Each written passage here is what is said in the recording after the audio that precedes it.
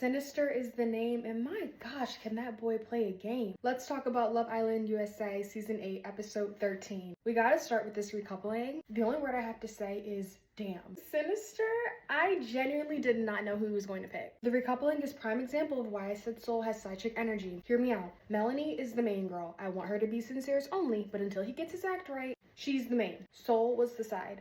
If you remember Sincere's face when Melanie and him got broken up and he was partnered up with Soul, he was dissociating. That man was mad because he only wanted Soul to be in that position to be sneaky with and for him to still get to have Melanie. When he lost access to Melanie, he didn't want Soul. I think the scary part with Sinister is that he pretended up until the very end with Soul. While I do think Melanie deserves better, and I want better for her, I was glad to see that Sincere did pick her because I did not want her getting embarrassed by writing that letter to him. She was kind of in a lose-lose situation. Melanie knew she couldn't write to Corbin, that boy wasn't it. She knew that he was gonna pick Kenzie, so she didn't really have a choice but to write to Sincere, and also her feelings are probably still there. It's gonna take some time for them to fade, if at all. I was glad to see that she had a letter in her box, so guess who I cast my vote for tonight for favorite couple? Melanie and Sincere. Melanie and Sincere, though, are the definition of a toxic, intense, passionate love story, and they're either going to get it together or it's gonna crash and burn.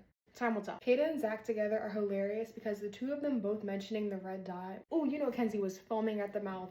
Going back to that day when she wasn't picked. Caleb unfortunately played himself. I think he knew better, but didn't do better. At least he has the opportunity to explore with Soul. I'm not sure what's gonna come out of that, but I definitely thought that they were gonna dump someone from the island. I was pretty shocked that they decided to pair up. I know Bea is hot watching this episode because Gabrielle and his love letter to Jen, I still think it's a lustful connection. I know she's hurt watching this. And I'm still not buying Bryce and Trinity. I really don't feel like they had a fair opportunity to explore other people because there hasn't been enough bombshells that are interested in either one of them. So I still feel like this is a couple of convenience. And I'm not buying that they actually like each other. I think Bryce actually wants to be with Zach. Now that Soul is paired up with Caleb, watch Kenzie try to be in his face again. Now Soul's gonna be the villain to Kenzie. I'm so glad that Corbin, GPT, and Kenzie are back together because hopefully that means we get to vote them out and send them home together. I honestly don't think the recoupling was fair at this point in time because I don't feel like the newer couples had enough time to settle into their experiences with each other before already having to recouple. I feel like there should have been more new people and new bombshells before we did another recoupling. Zach and Kata picking each other, cute. Him saying that they're still open after being intimate, not cute. And Jen and Gabe, draws and dogs, your sentence is jail. I did not need to see that on my TV screen tonight. That was way too much information. And Kenzie and Jen, the two blind mice, or shall I say, the two blonde mice,